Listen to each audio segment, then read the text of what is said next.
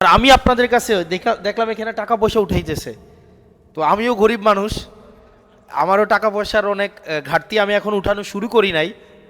আমি আমি উঠাবো, তো আপনারা আমার একটু হেল্প করেন এই ক্ষেত্রে, আপনারা আমাদেরকে একটু হেল্প করেন। এবং আসলে আমরা সৎ থাকার একটা অন্য ধরনের একটা আনন্দ আছে, এটা মাথা নিচু করে থাকতে হয় না। তারপরে আমরা খুব আল্লাহ আমাদেরকে অহংকার আমাদেরকে না দিক, কিন্তু আমরা বলতে পারি যে বাংলাদেশে কেউ আমাদের কাছে একশো টাকা পাবে না, কেউ আইসে 100 টাকার জন্য বসে থাকবে না, আমাদেরকে নির্বাচন কমিশন ঋণ খেলাপির জন্য আমাদেরকে বাতিল করবে না। আমাদের কাছে এই আত্মবিশ্বাসটা আমাদের আছে। আমরা জনগণের টাকা মেরে দেই নাই, আমরা জনগণের টাকা মেরে দিয়া নিজের সন্তানকে বিদেশে রেখে বিলাসী জীবন আমরা করি নাই। আমরা জনগণের টাকা নিয়ে আমরা ব্যবসা করে সেই টাকা বিদেশে ছেলের নামে মেয়ের নামে আমরা পাচার করে দেই নাই। আমাদের এই আত্মবিশ্বাসটা আমাদের আছে। আমরা প্রয়োজনে মানুষের কাছে ভিক্ষা নিব, আমরা প্রয়োজনে মানুষের কাছে চাইব, প্রয়োজন পড়লে মানুষ আমাদেরকে দিবে। এবং আমাদেরকে একটা বিষয় আমাদেরকে মাথায় রাখতে হবে, আমাদের একমাত্র পুঁজি কিন্তু আমাদের সততা। এটাই হচ্ছে আমাদের একমাত্র পুঁজি, এটা ছাড়া কিন্তু ভাই আমাদের পুঁজি নাই। আমাদের ওই দিন একজন বলতেছে যে নির্বাচনে 2টা সার্ভিস, এক হচ্ছে ফুড সার্ভিস আর এটা হচ্ছে মাউথ সার্ভিস। ফুড সার্ভিস এবং মাউথ সার্ভিস, পাও চলতে হবে, মুখও চলতে হবে, এবং 2টার সমন্বয় ঘটলে মানুষের কাছাকাছি যাওয়া যায়। আর আরেকটা যেটা আমাদের কনস্ট্যান্ট পুঁজি, সেটা হচ্ছে সততা। তো সেই জায়গা থেকে আমাদের রাজনীতি যদি আমরা দাঁড় করাইতে চাই, সেক্ষেত্রে কিন্তু বাবারে পাশে আসি বলে চলে গেলে হবে না, আমাদেরকে অর্থ দিয়েও সহায়তা করতে হবে, সমর্থন দিয়েও সহায়তা করতে হবে, আমাদের পাশে এসে দাঁড়াইতে হবে। তাইলে আমরা তরুণ প্রজন্ম আমরা রাজনীতিতে আসব। কিন্তু যদি ব্যাপারটা এমন হয় যে আমাদের নির্বাচন করতে হলে আমাদের ব্যবসায়ীদের কাছে যাইতে হচ্ছে, আমাদের আব্দুল আওয়াল মিন্টুদের মতো যারা আমাদেরকে বলে ব্লাডি সিটিজেন, যারা হাসিনার আমলে গওহর রিজভী যার ব্যয় 2001 সালে যার টাকা ছিল 5 কোটি টাকা, এখন আসে হয়েছে 595 কোটি টাকা। অর্থাৎ পুরো হাসিনার আমলে 101 গুণ সম্পদ বাড়ছে। সে যখন আমাদের মতো যারা খেটে খায়, যারা কামার কোমরের ছেলে, যারা কলকারখানার, যারা শ্রমিকের ছেলে, যারা রেমিটেন্স যোদ্ধা, তাদেরকে যারা বলে ব্লাডি সিটিজেন, আমরা তাদের কাছে কিন্তু তখন যাইতে হবে। আপনারা কি চান এই এলিটদের কাছে আমাদের রাজনীতিটা আমরা বন্ধক দেই? আপনারা কি চান আমরা এলিটদের কাছে আমাদের রাজনীতি বন্ধক দেই? আমরা যদি এলিটদের রাজনীতিটা, আমরা জনমানুষের রাজনীতি করতে চাই, যারা হাসিনার গওহর রিজভির সাথে যারা বেআই এর সম্পর্ক রাখে, যারা স্বরাষ্ট্র মন্ত্রণালয় শেখ রেহানার সাথে ব্যবসা করে, যারা আবার আইসা আমাদের সাথে এলিটিসিজম মারায়, তাদেরকে যদি আমরা প্রত্যাখ্যান করতে চাই, আপনারা আমাদেরকে পাশে দাঁড়াইতে হবে। আপনারা পাশে দাঁড়াবেন তো? আমাদের পাশে দাঁড়াবেন তো? এবার আসেন, 12 তারিখ পর্যন্ত আল্লাহর দোহাই লাগে আত্মতুষ্টিতে ভোগা যাবে না। আপনি জিতে গেছেন, মানুষ শুধু আপনার কথাই কইতেছে, চারদিকে আপনার কথাই। আমি ব্যক্তিগতভাবে ধরেই নিতেছে আমার অবস্থান এখন সবার শেষে, এবং এটা ধরে নিয়ে আগাইতে হবে, এবং প্রত্যেক দিন এর আগের দিন থেকে বেশি কাজ করতে হবে। আজকে যদি 10 জন মানুষের কাছে যান, এরপরের দিন 12 জনের কাছে যান, তারপরের দিন 14 জনের কাছে যান। শুধুমাত্র তাদের কাছে যাইয়েন না যারা অলরেডি আপনার ভোটার বা আপনার সমচিন্তার মানুষ, যারা অলরেডি মোরাকাবা করে সিদ্ধান্ত নিছে আপনারা ভোট দিবে না, তাদের কাছেও বেশি করে যান। আপনার কাজ যে ভোট দিবে তার কাছে যতবার যাবেন, যে ভোট দিবে না তার কাছে আরও বেশি করে যাইতে হবে। আমাদের সবার কাছে আমাদের দাওয়াত পৌঁছাইতে হবে, হবে না? হবে কি না? সেজন্য আমাদের সবার কাছে আমাদের যাইতে হবে, এবং প্রত্যেক দিন প্রত্যেকজন অন্তত 10 জন করে মানুষের দায়িত্ব নেন। প্রত্যেক দিন প্রত্যেকজন অন্তত 10 জন করে মানুষের কাছে যান, প্রয়োজনে পায়ে ধরেন। চাঁদাবাজি করার থেকে, আমি প্রায় বলি, চাঁদাবাজি করার থেকে ভোট ভিক্ষা করা অধিক সম্মানের।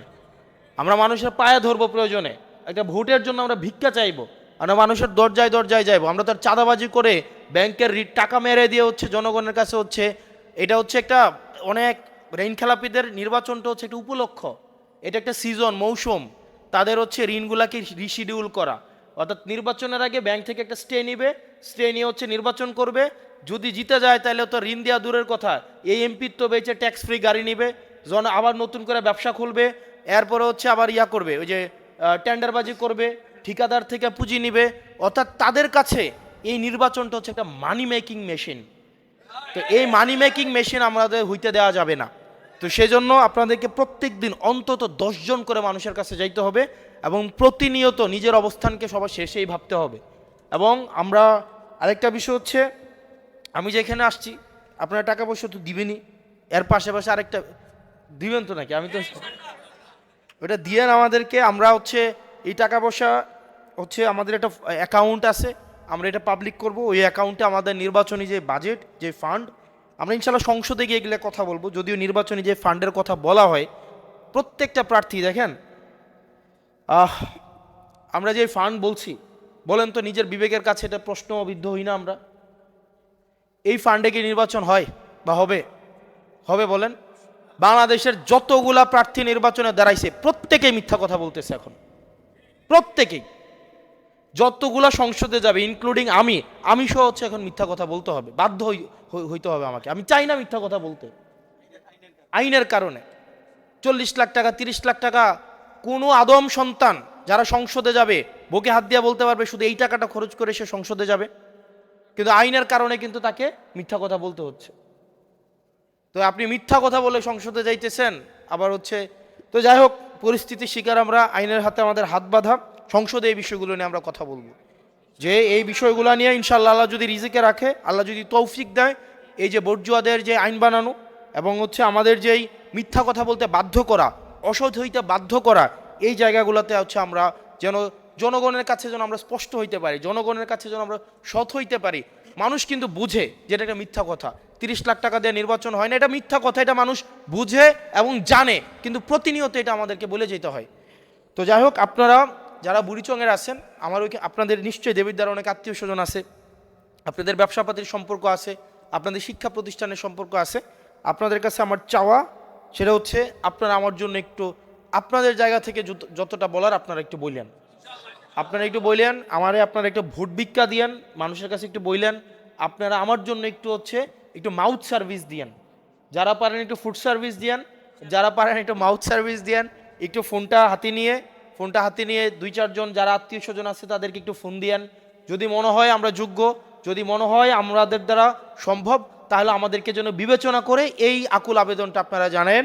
আমাদের ইনশাল্লাহ হাবুটের পক্ষে আমাদেরকে জয় হইতে হবে, আর একটা টিম ওয়ার্ক হইতে হবে। 2-5 জন 10 জন সংসদে গিয়ে লাভ হবে না, 50 জন সংসদে গিয়ে লাভ হবে না, আমাদের সরকার গঠন করতে হবে। সেজন্য আমাদের বুড়িচং আসনে আপনারা মোবারক ভাইয়ের জন্য আপনাদের কাছে দোয়া চাই। মোবারক ভাইয়ের জন্য আপনারা পরিশ্রম করবেন, আমার জন্য আপনারা পরিশ্রম করেন, আপনাদের দোয়ায় আমাকে রাখেন। আল্লাহ যেন আমাদের সবাইকে কবুল করে এবং আল্লাহ যেন কল্যাণের জন্যই আমাদেরকে সংসদে নেয়। আমাদেরকে যেন ওই যে ট্যাক্স ফ্রি গাড়ি চালাবো, ট্যাক্স ফ্রি গাড়ি কিনবো, এই জন্য যেন আল্লাহ আমাদেরকে সংসদে না নেয়। এবং আমরা বলে দিচ্ছি, হাদি ভাই বলে গেছিল না, বাকি সংসদ সদস্যের ঘুম হারাম করে দিবে।